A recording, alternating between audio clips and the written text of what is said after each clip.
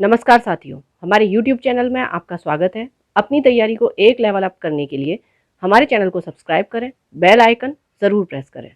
तो ल्यूसेंट सामान्य ज्ञान थ्योरी प्लस क्वेश्चन आंसर की श्रृंखला में हम अभी तक कर चुके हैं पाषाण काल, सिंधु सभ्यता, वैदिक सभ्यता, महाजनपदों का उदय, फिर आपका धार्मिक आंदोलन, मगध राज्य का उत्कर्ष, फिर भारत के यवन राज्य।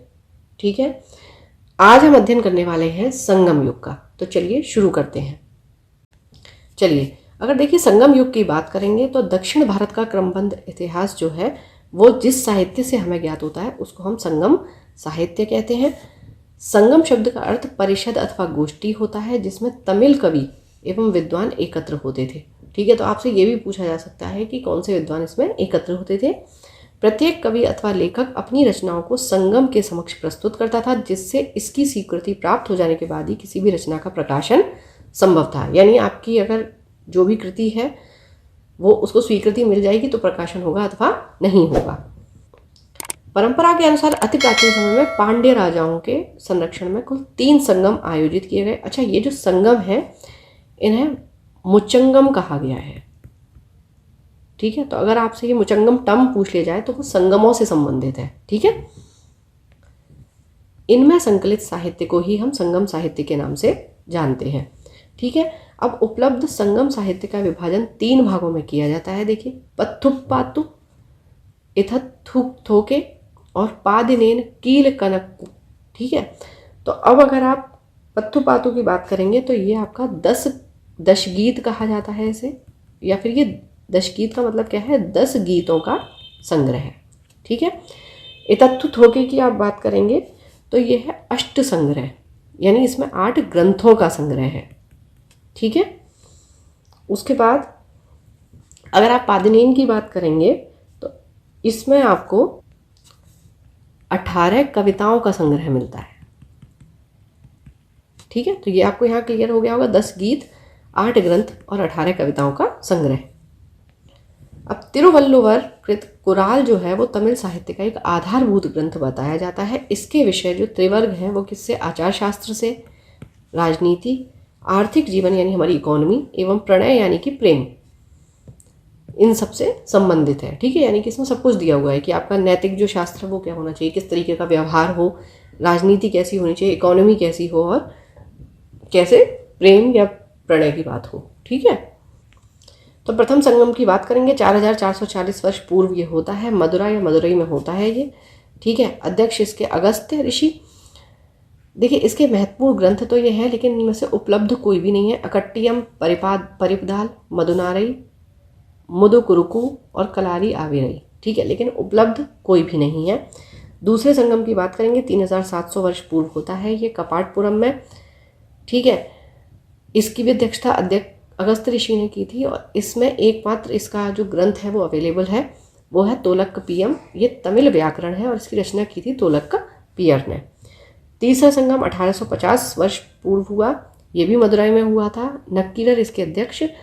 नैदुनथोकई, कुरुनथोकई, नत्रेनई, एंकुरुभुरु, परिपादल, कुथुवरी, पैरिसई और सित्रिसई, ये आदि ग्रंथ जो है वो इसके ग्रंथ हैं, महत्वपूर्ण ग्रंथ जो है।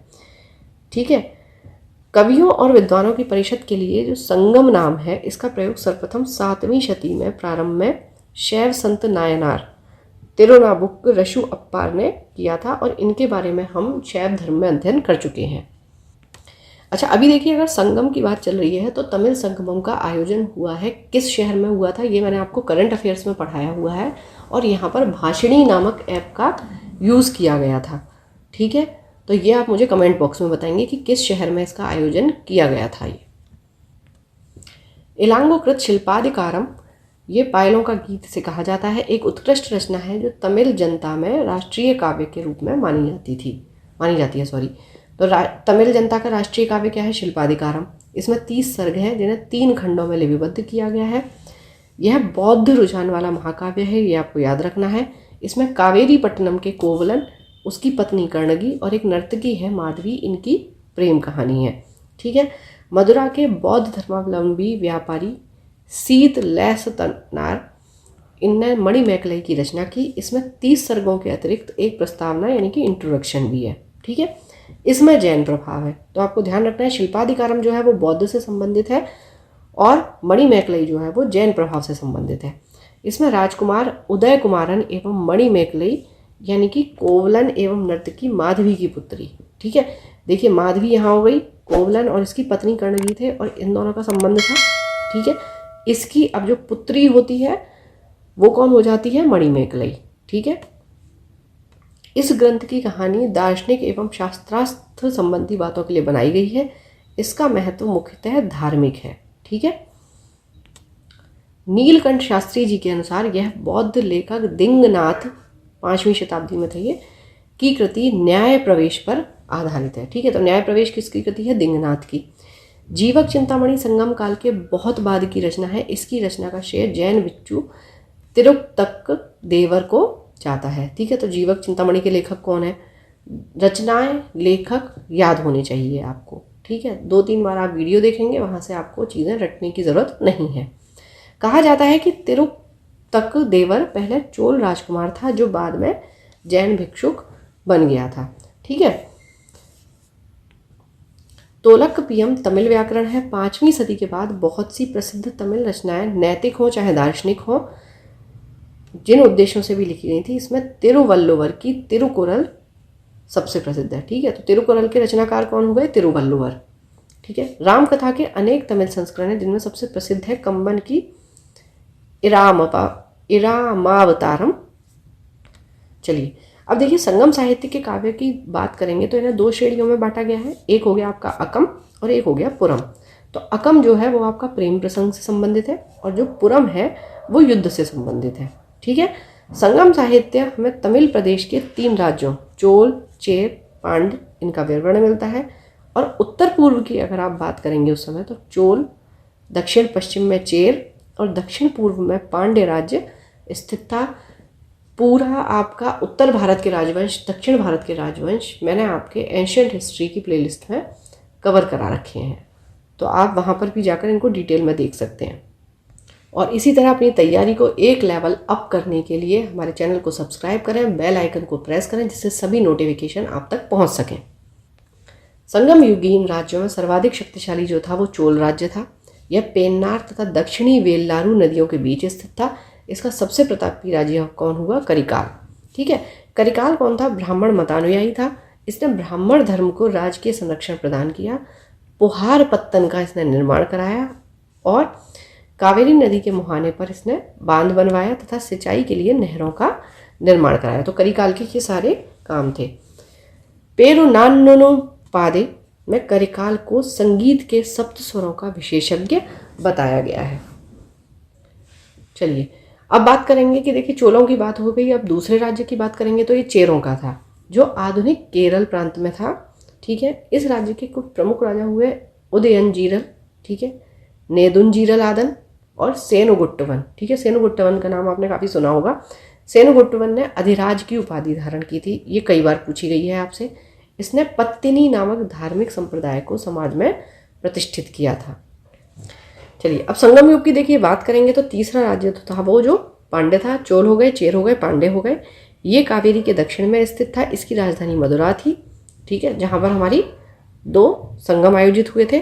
पांड्य राजाओं में नैंडुजेलियन लगभग 210 ईस्वी पूर्व था और ये सबसे शक्तिशाली था। संगम युग में मंत्री जो होते थे उन्हें अमायिक चान या अमायिक चार कहा जाता था। देखिए टर्मिनोलॉजी बहुत इंपॉर्टेंट होती है कि मैच द फॉलोइंग में भी आ जाती है, ये आपकी कई बार सही सुमेलित है और नहीं है में भी आ जाती है, तो आप ये टर्मिनोलॉजी याद रखें। ठीक है, कई आपकी जो टर्मिनोलॉजी है वो मैंने ज्ञानास्त्र जो हिस्ट्री का वीडियो है उसमें करा रखा है, तो आप उसमें से जाकर देख सकते हैं। राजधानी में एक राजसभा होती थी जिसे नालवय कहा जाता था। ठीक है, राजसभा को क्या गया? नालवय कहा गया। राजा के साथ न्याय का कार्य करता था। राजा देश का प्रधान न्यायाधीश तथा सभी प्रकार के मामलों की सुनवाई की अंतिम अदालत होता था। राजा के न्यायालय को मन्नरम कहा जाता था। ठीक है, ये सारी बातें जो चल रही हैं ये पांड्य राज की चल रही हैं। चोरी तथा व्यभिचार के अपराध के लिए मृत्युदंड दिया जाता था। झूठी गवाही देने पर जीभ काट ली जाती थी। भूमिकर नकद अथवा अनाज दोनों रूप में अदा किया जाता था। संभवतः यह उपज का छठा भाग होता था। ये बहुत इंपॉर्टेंट है, किस राज्य में कितना आपको अनाज जो है वो देना पड़ता था, कितना भाग देना पड़ता था। कहीं देखिए 10वां भाग है, कहीं छठा भाग है, तो ये आप याद रखें।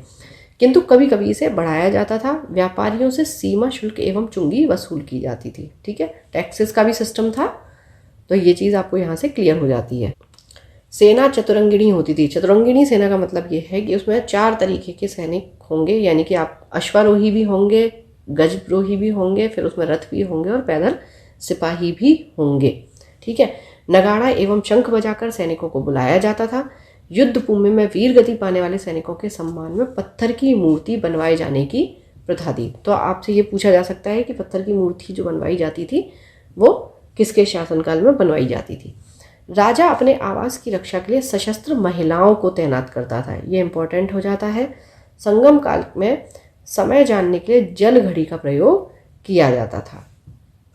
चलिए, अच्छा देखिए, जल घड़ी की बात करेंगे तो इसे क्लेप्सिड्रा भी कहा जाता है। इसमें क्या होता था, एक देखिए बर्तन होता था। तो पहले समय में क्या होता था, एक तो आपकी सोलर वॉच होती थी, ठीक है। अब लेकिन उसके साथ दिक्कत क्या थी कि वो वही दिन के समय में काम करेगी। तो इसलिए लोगों ने क्या किया कि एक तरीका ईजाद किया। उन्होंने क्या किया, एक बर्तन लिया, बर्तन में आपने पानी भर देते थे। एक और बर्तन लिया, वो किसी खास मेटल का होता था, उसमें एक छेद कर दिया जाता था। ठीक है, अब क्या किया, इसको आपने पानी के ऊपर रख दिया। धीरे धीरे इसमें पानी भर जाएगा और पानी भरने के बाद ये क्या होगा, ये तली में बैठ जाएगा। तो जब ये तली में बैठ जाएगा तो उस समय के बाद क्या होता था कि वहाँ पर एक घंटा बजाया जाता था कि एक प्रहर हो गया, या इस तरीके से ये समय को इस जल घड़ी के माप से नापते थे। ठीक है, अब देखिए तमिल प्रदेश की बात करेंगे तो ब्राह्मणों का उदय सर्वप्रथम संगम काल में ही हुआ था। उस समय का सबसे प्रतिष्ठित वर्ग था ये। इसकी हत्या को सबसे बड़ा अपराध माना जाता था। संगम कालीन ब्राह्मण मांस भक्षण करते थे तथा सुरा पीते थे। ठीक है, ब्राह्मणों के पश्चात संगम युगीन समाज में वेल्लार वर्ग, और इसके बाद मुख्य जो था वो पेशा वो कृषि कर्म था। ठीक है, ठीक है, तो वेल्लार का मतलब हो गया जो कृषक होते थे वो। ठीक है, क्योंकि इनका मुख्य पेशा हो गया कृषि। तो अगर आपसे पूछा जाए कि वेल्लार कौन थे, तो वो कृषक कहा जाते थे संगम काल में। संगम साहित्य में व्यापारी वर्ग को वेनिगर कहा जाता था। ठीक है, कृषक हो गए आपके वेल्लार, व्यापारी हो गए वेनिगर। संगम साहित्य में दास प्रथा के अस्तित्व का प्रमाण नहीं मिलता है। ठीक है, पुलैयन कौन होते थे, जो दस्तकारों का एक वर्ग जो रस्सी तथा पश्चर्म की सहायता से चारपाई एवं चटाई बनाने का कार्य करता था, उसको हम पुलैयन कहते थे।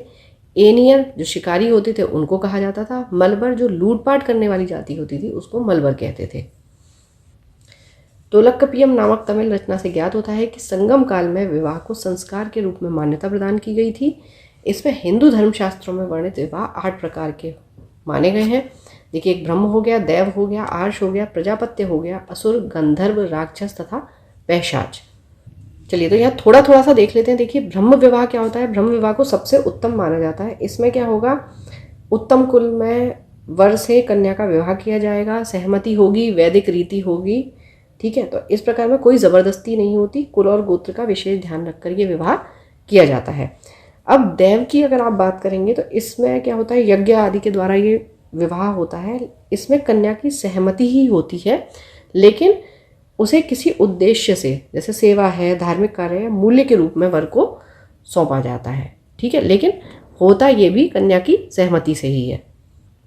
अब देखिए, आर्ष विवाह की अगर हम बात करेंगे तो आर्ष में क्या होता है, इसमें विवाह वर से क्या करते हैं, 1 या 2 जोड़े गाय ले लिए या बैल ले लिए। ठीक है, और ये वर से लिए जाते हैं, यानी कि जो दूल्हा है।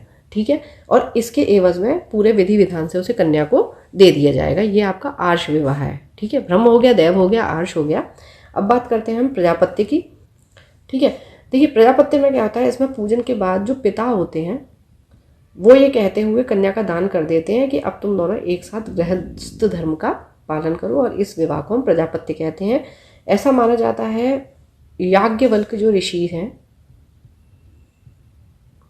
ठीक है, उनके अनुसार ये माना गया कि इस विवाह से जो उत्पन्न संतानें हैं वो अपनी पीढ़ियों को पवित्र करने वाली होती हैं। ठीक है, उसके बाद हम बात करेंगे असुर की। तो इसमें यार क्या होता है कि असुर विवाह जो है, इसमें क्या किया जाएगा, जो कन्या के पिता है या परिवार है उनको धन दे दिया जाएगा। ठीक है, और उसके बाद कन्या को जो है उसको ग्रहण किया जाएगा, यानी कि पैसा दिया और उसके एवज में कन्या को ले लिया। ठीक है, अब इसमें कन्या की मर्जी है या नहीं है उसका ध्यान नहीं रखा जाता। अभी तक के जो विवाह थे हमारे ब्रह्मदेव आर्ष प्रजापत्य, इसमें कन्या की मर्जी महत्वपूर्ण होती थी। ठीक है, उसके बाद गंधर्व विवाह की बात करेंगे। तो कन्या व वर आपसी इच्छा से जो विवाह होता है, यानी कि इसको लव मैरिज के नाम से जान सकते हैं, हम समझ सकते हैं इस तरीके से। ठीक है, तो अगर हम वर्तमान की बात करें तो ये लव मैरिजेस आप समझ लीजिए, जिसको हम गंधर्व विवाह कहते हैं। ठीक, उसके बाद हम बात करेंगे राक्षस विवाह की। राक्षस विवाह में देखिए क्या होता है कि जब कन्या को जबरदस्ती या तो मारपीट की जाए, ज़बरदस्ती उसका अपहरण कर लिया जाए, तो इस तरीके का विवाह आपका राक्षस विवाह कहलाता है। रावण ने जो सीता जी के साथ विवाह का प्रयास किया था, तो वो जो प्रयास था उसको राक्षस विवाह की श्रेणी में ही रखा जाता अगर ऐसी चीज़ हो जाती। ठीक है, उसके बाद पैशाच विवाह की अगर आप बात करेंगे तो देखिए पैशाच क्या हो गया, इसमें कन्या मान लीजिए सोई हुई है, नशे में है, ठीक है, मानसिक रूप से मान लीजिए कमज़ोर है। ठीक, ऐसी स्थिति का लाभ उठाते हुए कन्या को ले जाना, उसके साथ शारीरिक संबंध बनाकर विवाह करना, ये विवाह पैशाच विवाह कहलाता है। तो ये इस प्रकार के 8 विवाहों का उल्लेख मिलता है। ठीक है, अब बात कर लेते हैं प्रणय विवाह। प्रणय विवाह वही है आपका लव मैरिज हो गई, प्रणय यानी कि प्रेम विवाह। इसकी मान्यता दी गई थी जिसे पंचतिणय कहा गया है। ठीक है, एक पक्षीय प्रणय को कैकिणय व अनुचित प्रणय को पैरुनिंदणय कहा गया। संगम काल में चावल मुख्य खाद्यान्न था और इसे दूध में मिलाकर सांभर नामक खाद्यान्न तैयार किया जाता था। ठीक है, दक्षिण भारत में सांभर अभी भी खाया जाता है, लेकिन दूध में मिलाकर नहीं खाते हैं अभी। चलिए आगे देखिए, बात करेंगे नर्तक नर्तकियों व गायकों के दल घूम घूम कर लोगों का मनोरंजन किया करते थे। संगम साहित्य में इन्हें पाणर या विडेलियर कहा गया है। ठीक है, नर्तकों को विडेलियर कहा गया। तमिल साहित्य में मच्चेलियर तथा ओवैयर जैसी कवियत्रियों की चर्चा हुई है, जिससे स्पष्ट है कि इस काल की स्त्रियां जो थीं वो सुशिक्षिता होती थीं। ठीक है, यानी उन्हें मतलब शिक्षित हुई ये। संगम काल के लोग कौवे को शुभ पक्षी मानते थे, जो अतिथियों के आगमन की सूचना देता था। ठीक है, आज भी ये माना जाता है कि अगर आपकी छत पर कौवा बोल रहा है तो इसका मतलब कोई ना कोई आने वाला है। कौवे नाविकों को सही दिशा का बोध भी कराते थे, इस कारण सागर के मध्य चलने वाले जहाज़ों के साथ उन्हें ले जाया जाता था। ठीक है, संगम काल में समाधियों के स्थान पर पत्थर गाड़ने की प्रथा थी। इन्हें वीरगल अथवा वीर प्रस्तर कहा जाता है। प्रस्तर माने पत्थर होता है। ठीक है, इनकी पूजा भी होती थी। प्रायः युद्ध में वीर गति प्राप्त सैनिकों के सम्मान में ये खड़े किए जाते थे और उनकी मूर्तियां भी लगाई जाती थी, अभी हमने देखा था। ठीक है, संगम काल में किसानों को वेलदार कहा जाता था, अभी हमने देखा उनके प्रमुखों को वेलिर कहा जाता था। ठीक है, ये इंपॉर्टेंट हो जाता है। संगम साहित्य से पता चलता है कि समाज के निम्न वर्ग जो थे उसकी महिलाएं मुख्यतः खेती का कार्य ही किया करती थी और इन्हें कडेसिवर कहा गया है। संगम काल में चोलों की समृद्धि का मुख्य कारण क्या था? उनका सुविकसित वस्त्रोद्योग। ठीक है, पांड्य राज्य में कोकेई, शालियूर एवं चेर राज्य में बंदर प्रमुख बंदरगाह था। कोकेई मोती खोजने का प्रमुख बंदर था। ठीक है, यानी कि पोर्ट था, बंदरगाह था। कोरोमंडल समुद्र तट पर पुदुचेरी से 3 किलोमीटर दक्षिण में स्थित अरिकमेडु चोल वंश का एक प्रमुख बंदरगाह था। ठीक है, कोरोमंडल तट आपका कौन सा हो गया? ये वाला जो तट है ये आपका कोरोमंडल है। ठीक है, उड़ीसा के ऊपर वाला जो तट है वो आपका उत्कल तट कहलाता है और यहाँ यह हो जाता है आपका केरल की साइड मालाबार तट। ठीक है, अच्छा, यहाँ पर चोल का शासन होता था, इसीलिए इसे चोल मंडलम भी कहा जाता था। ठीक,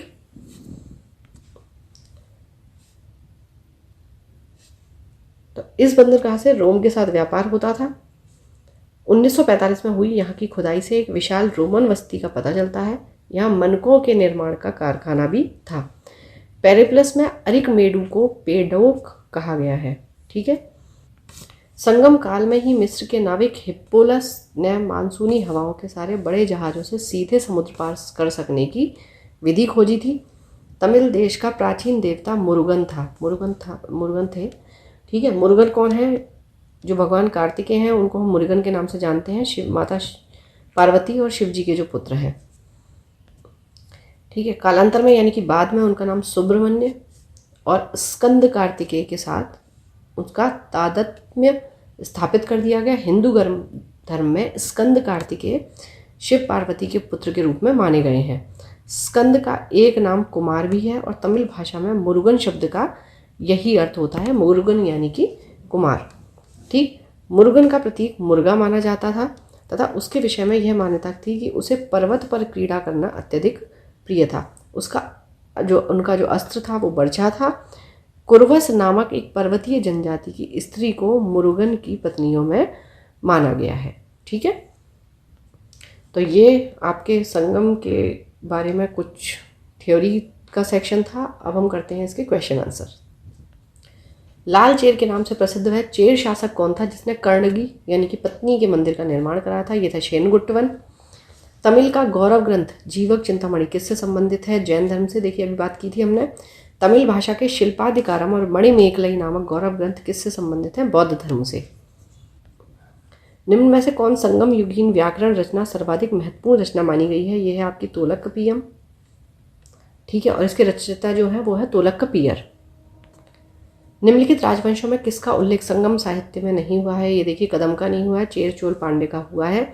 संगम युग में उरैयूर किसके लिए विख्यात था? कपास के व्यापार का ये महत्वपूर्ण केंद्र था। तोलकपियम ग्रंथ किससे संबंधित है? व्याकरण और काव्य से संबंधित। धार्मिक कविताओं का संकलन कुरल जो है वो किस भाषा में है? तमिल में। ठीक है, किस संगम युगीन राज्य के संरक्षण में 3 संगमों का आयोजन किया गया? पांड्य, ये हमने अभी देखा था। किसने उल्लेख किया है कि नंदों ने अपना कोश गंगा की धारा में छिपा रखा था? ठीक है, नंदों ने अपना कोश गंगा की धारा में छिपा रखा था, ये किसने उल्लेख किया है? तो ये है आपके मामूलनार। ठीक है,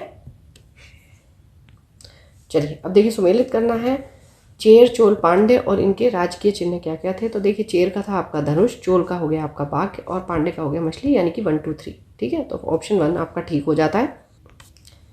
ठीक है, अब पुस्तक और लेखक हैं। तोलकपियम के तोलकपियर है। शिल्पाधिकारम इलांगो अडिगल। मणिमेखलाई सीतल शतनारी हमने देखा था, व्यापारी थे। जीवक चिंतामणि तिरुक्तक देवर। ठीक है, तो ये भी आपका 1 2 3 4 है। चलिए नेक्स्ट आपका क्षेत्र हो जाता है और क्षेत्रों का अर्थ क्या है? कुरिंजी आपकी पहाड़ी क्षेत्र को कहते हैं।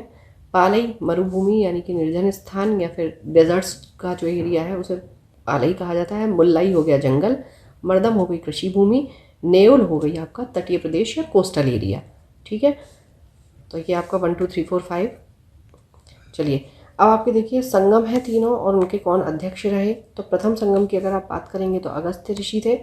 द्वितीय संगम की बात करेंगे तो अगस्त्य ऋषि और तोलकपियर भी थे। ठीक है, तो दोनों आएंगे तो दोनों हैं, अगर अदरवाइज अगस्त्य ऋषि हैं। तृतीय की बात करेंगे तो ये नक्कीरर थे। इसमें देखिए कपाटपुरम या अलवह में संपन्न द्वितीय संगम जो हुआ उसका एकमात्र शेष ग्रंथ कौन सा है? तोलकपियम, जिसके रचयिता है तोलकपियर। किस ऋषि के बारे में कहा जाता है कि उन्होंने दक्षिण भारत का आर्यकरण किया, उन्हें आर्य बनाया? आर्य से मतलब होता है श्रेष्ठ, तो ये आपका अगस्त्य ऋषि। ठीक है, स्ट्रैबो के अनुसार संगम युग के किस वंश के शासक ने रोमन सम्राट आगस्ट के दरबार में 20 ईस्वी पूर्व के लगभग अपना एक दूत भेजा है? पांड्य नरेश ने। तिरुवल्लुवर की रचना कुरल या मुक्पाल को क्या कहा जाता है? तमिल भूमि का बाइबल कहा जाता है। तमिल काव्य का इलियड किसे कहा जाता है? तो शिल्पाधिकारम को तमिल काव्य का इलियड कहा जाता है। तमिल काव्य का ओडिसी किसे कहा जाता है? मणिमेखलाई को कहा जाता है। पोहर कावेरी पट्टनम की स्थापना किसने की? करिकाल ने की थी। उसके बाद देखिए इनको सुमेलित करना है। तो देखिए चेर शेनगुट्टवन ये हमने देख ही लिया था। चोल हो गए करिकाल और पांडे हो गया नेंडुजेलियन। तो ये आपका जो सीक्वेंस रहेगा वो 1 2 3 ही रहेगा। मुजरिस किस राज्य का प्रमुख बंदरगाह था? ये चेर का था। किसके संबंध में ये कहावत है कि जितनी ज़मीन में एक हाथी लेट सकता है उतनी ज़मीन 7 आदमियों का पेट भर सकता है? ये है आपका कावेरी डेल्टा के बारे में। प्लिनी के ग्रंथ तथा एवं अज्ञातनामा के लेखक ग्रंथ पेरिप्लस के अनुसार मोती के सीप पांड्य देश के किस क्षेत्र से निकलते थे? ये निकलते थे कोलवै से। गाय या अन्य वस्तुओं के लिए लड़ते लड़ते मरने वाले वीरों के सम्मान में खड़े किए जाने वाले वीर प्रस्तर को क्या जाता था? वीरकल, नाडुकुल या फिर वीर, ये वीर प्रस्तर कहा ही जाता था। प्राचीनतम तमिल देवता मुरुगन किस देवता के सदृश्य है? ये हैं आपके स्कंद कार्तिकेय, जिन्हें शिव पार्वती का पुत्र माना जाता है या शिव पार्वती के पुत्र हैं। संगमकालीन साहित्य में कोन, को एवं मन्नन किसके लिए प्रयुक्त होते थे? ये राजा के लिए प्रयुक्त होते थे। ठीक है। निम्नलिखित में से कौन सा संगमकालीन पत्तन पश्चिमी तट पर स्थित थे? ठीक है, तो ये थे आपके तोंडी और मुशिर। ठीक है, 3 और 4 इसका आंसर हो जाता है। महाकाव्य शिल्पाधिकारम किससे संबंधित है? ये कथानक में जैन तत्व से संबंधित है। चलिए देखिए, स्टडी करते हुए ये ध्यान रखें कि जब भी आप किसी टॉपिक को कवर कर रहे हैं उसके साथ आप इसके क्वेश्चन आंसर ज़रूर करें, जिससे आपको ये पता रहता है कि उस टॉपिक से रिलेटेड किस तरीके के क्वेश्चंस जो हैं वो एग्ज़ाम में पूछे जा सकते हैं। तो थ्योरी प्लस क्वेश्चंस मिलाकर आपका वो टॉपिक अच्छे से कवर हो जाता है, उससे बाहर फिर आपका कुछ नहीं आता। ठीक है, तो आज हमने संगमकालीन काल का अध्ययन किया है। अब हम नेक्स्ट पढ़ेंगे गुप्त काल। ठीक है, thank you for watching, keep learning, stay with me.